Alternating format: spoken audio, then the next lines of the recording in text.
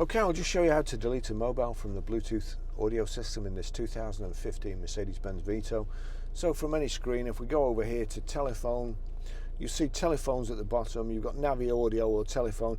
You can actually select by clicking the up arrow, select the top menu and select telephone by clicking on the rotary control. But we want telephone down here at the bottom. So click down onto telephone, select Bluetooth telephones. It's showing my phone there. You've got another menu over here, so if you click to the right then select, it brings up another menu, deauthorize. Do you want to deauthorize Barry's iPhone? Yes.